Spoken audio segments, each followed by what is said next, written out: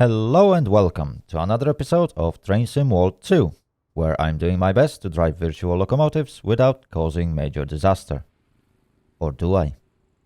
Anyway, before we begin, I'd like to remind you to hit that subscribe button if you haven't done that already, and follow up with bell button to turn on the notifications and stay up to date with my latest content. I would also like to encourage you to join my Discord server, where you can interact with me and other Train Sim World 2 fans, talk about the game in general, share some cool mods, or just chill. You can find link in description down below this video.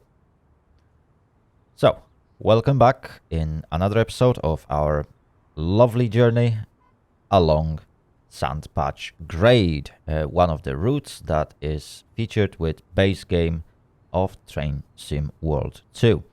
So if you've never played this title before, I strongly encourage you to do so, even though the game has some issues. But, well, which game doesn't? There are great games like, for example, Fallout series from Bethesda. That's, well, you know how many bugs those have. Skyrim, yeah, that's pretty much bug on a bug. Basically, this game is not bug-free. I can't say that Train Sim World is completely bug-free and perfect. However, it is still very fun to play. So if you like trains, like me for example, then you will find this title interesting for you. Right, anyway, let's get going into the game, shall we? Let me switch to the game screen. So we are continuing our journey. We currently completed 7 scenarios. I think 5 of them were already featured. Rest were just trainings, basic manuals how to operate the locomotive, and various features around them. Those trainings were not pretty much good enough of a content to be featured. However, any actual mission that was done were featured in this series, so I strongly recommend you to check it out. Right, so let's jump into the next mission. Let's see what is prepared for us by Dovetail Games. So our next mission is back into service. As the car shop completes repairs, they get put back into service. Pull together the cars and switch them into the bowl. It should take me around 15 minutes, which is a nice change, I'd say, from the previous scenarios, which took me way over an hour. Right, so we are going to be operating GP38-2YN3B, pretty much same as always. The mass of this consists is 232.1 tons. It's a tandem of 2 locomotives and a total length is 38.3 yards. Right, so let's begin. Let's set our generator field to on. Let's switch MU valve to lead or dead. Right, what else I need to do? Reverser. Headlight to dim. We got nice and bright daylight. And my co-driver. Right, fantastic. We can release the brakes. Okay, that should be it. Dynamic brake off. Ditch lights off. Step lights on. Okay, I think that's gonna be okay. The brakes are off and we need to travel in front of us. Okay, let's set throttle to 2 and the locomotive should soon start moving. Is it? I think some of the brakes are not released. There we go, we are now moving. Right, let's change throttle to 1. Let's quickly check map. Okay, we are moving in this direction. And probably when we stop, we will be tasked to reverse. Okay, so this is very easy start.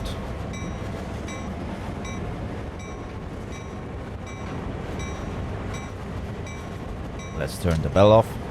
It's really annoying.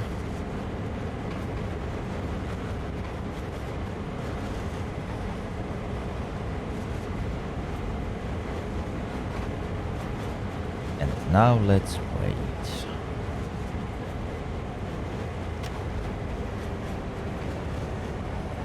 Throttle down to 1. Okay.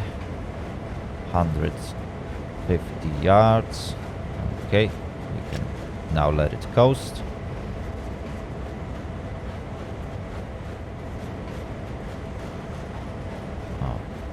Okay. We can now stop.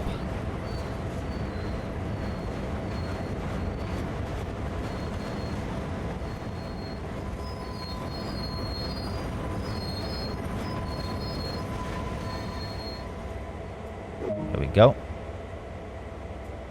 Couple to formation for vehicles. Okay, let's check out the map and let's see what we got to do. So that's our formation. Let's double check the switches, and they most likely are not set correctly. Yeah, just as I predicted. This one definitely needs switching. Okay, so now reverser to reverse. Independent brake released. Throttle to 2. Oh, we forgot about the horn.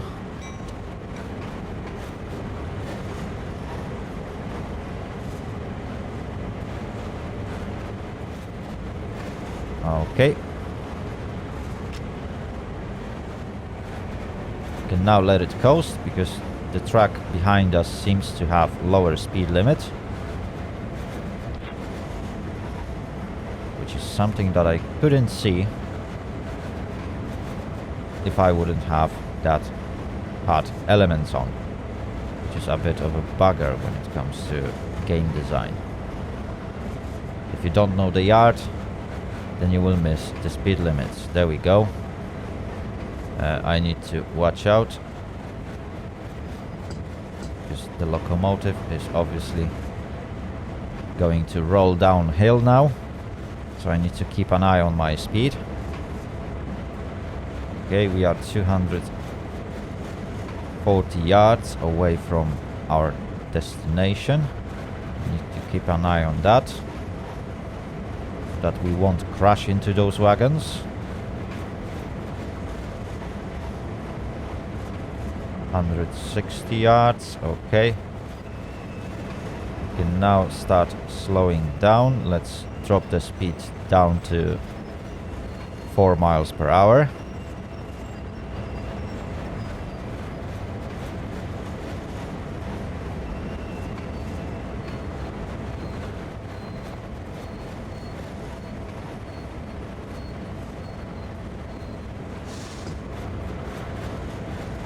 Okay, now we should have good enough speed to eventually connect ourselves into this consist. It shouldn't be too hard of a hit. It should be just perfect. Unless it's buggy as it used to be in the previous scenario. Well, it isn't. We've already confirmed that. We can now turn on independent brake. Okay. So now we need to reverse back. Well, reverse. We need to go forward again. And bring ourselves back to that main line, or whatever that is. Main track, I'd say. Okay, we are pulling significant weight.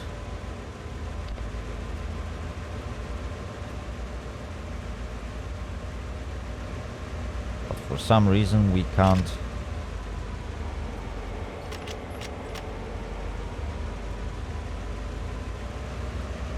there we go.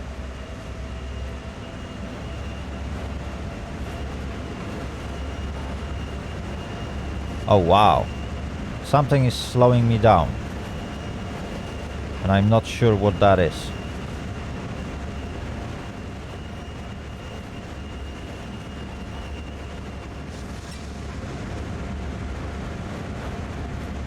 There we go. Probably it was incorrectly set valve cutoff. Oh, as soon as I reduced the throttle.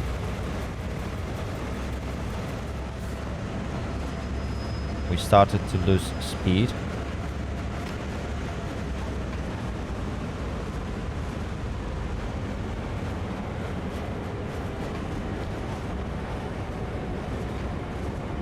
Okay. From what I can see, as soon as we gain some speed, it's not that easy to lose it.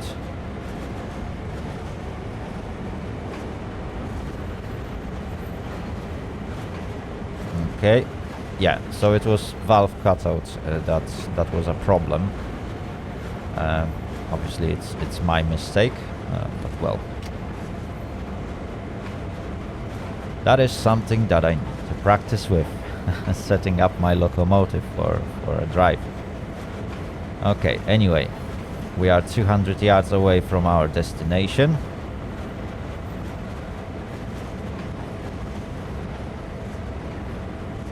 Let's let it coast for now. Let's have a look at what we are pulling. Okay, okay. Let's take a nice screenshot. That's beautiful. Right, let's get back to our locomotive. We are back on 15 miles per hour speed limit. Not that it matters much, we need to stop in 50 yards anyway. So I'm now trying to lose some speed naturally. Oh, that might be a bit too soon. Okay, that seems like a good spot to stop. There we go. So now we need to couple to formation of 9 vehicles. Let's have a look at the map. So where do we need to go? We need to go there. Okay, so this junction needs to be set. This junction is set correctly. Okay, this junction is set correctly. This junction needs to be set. And I think that's it. So reverser needs to be set to reverse. We can release independent brake. Sound the horn. Turn off the bell. Give it 2 notches of accelerator. And now that brake pipe is set correctly, it is in fact working as intended. So I'm gaining some speed on notch 2. I'm not fighting against my own brakes, which is a brilliant idea. Oh well. Oh well. We can still make it. Right. We can let ourselves to speed up slightly more.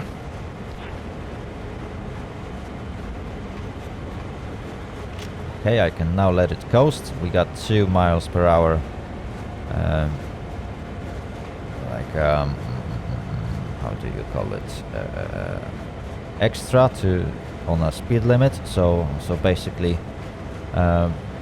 while my train is rolling downhill, at least slightly, it will be gaining speed on its own. There's no need for me to actually keep full control over that. I can let it coast, save up some fuel, and we will get to our destination soon enough.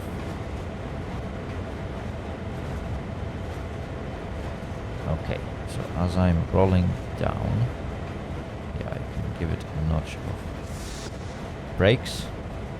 Okay, I need to use a map view to observe how my train is doing, because I got very limited field of view, as you can see. There's not much that I can see through this window. Let's give it another shot on independent brake.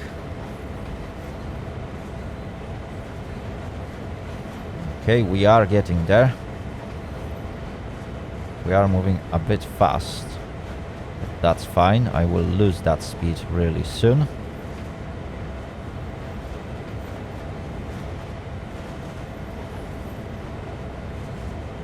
Okay, I guess now it's the right time to start losing speed.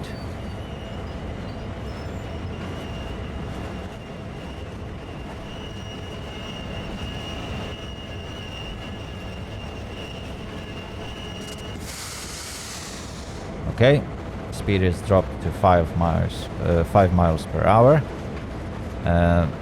which is appropriate speed to eventually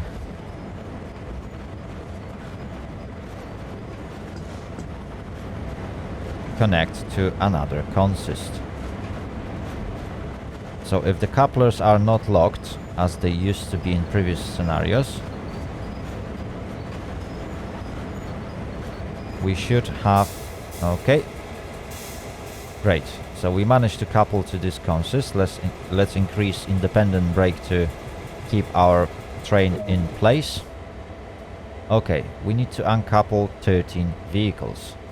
So let's step off our lovely cabin.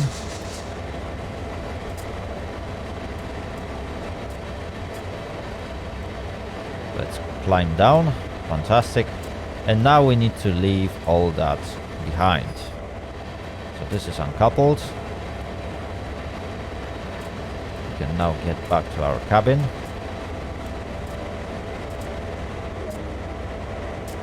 Okay, and now we need to stop at location. So once more, let's set reverser to forward. Let's sound the horn. Let's release the brakes.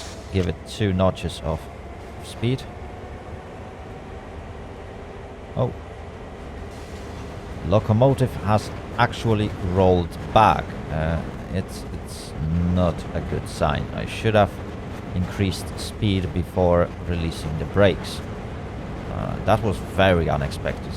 I'm not going to lie. It was very unexpected that I rolled back. I think it's the first time it happened on this yard to me. I need to watch out on those mistakes.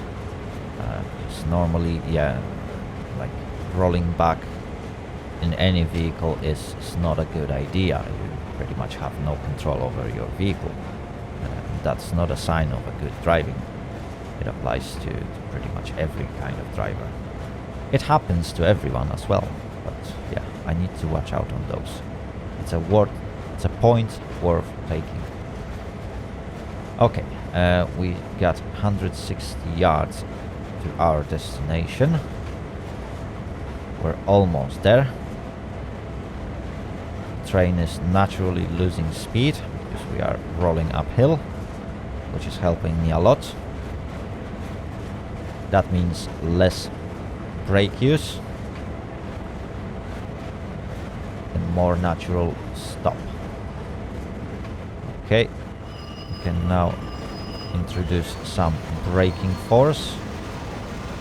Hopefully I rolled close enough. Oh, you gotta be kidding me. Just in front of that.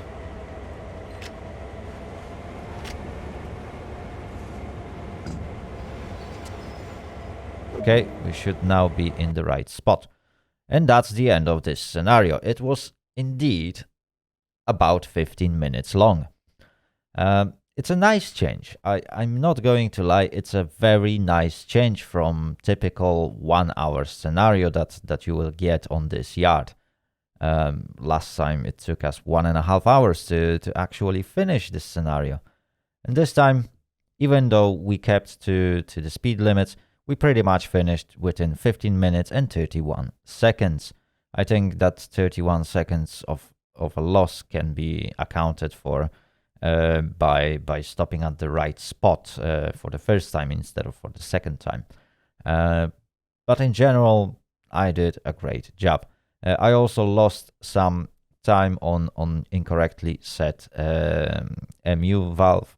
No, it was independent dynamic brake valve, which pretty much didn't pass the pressure to my wagons, and those wagons were blocking me from setting off from the siding. But other than that, it was perfectly designed scenario. It It was predicted that it should take me about 15 minutes, and it took me exactly 15 minutes and 31 seconds. Right, so that was one short one for this week's episode. I'm not going to lie. I was expecting to have slightly longer scenario, but you never know what's next on our journey. I haven't played any of those scenarios before, so I'm playing them for the first time. I'm following pretty much the markers as they guide me, because the game doesn't give you any other way to find out what you have to do. Unlike Dire Valley, where you get job documentation, which you have to just read carefully and then you can follow your job. In Train Sim World, basically tasks are trigger based, so when you reach one of the triggers, the game tells you what to do next. So if you are playing the scenario for the first time, you might get lost on many of those, which perhaps is not the best approach, but it is what we got in this game, and so far it seems to work. Anyway, I hope you guys enjoyed this video. Thank you very much for watching. If you liked this video, give it a thumbs up and subscribe. If you want to get informed about my new content, hit that notification bell button and don't forget to share your comments down below. Have a great day and see you all later. Later. Out.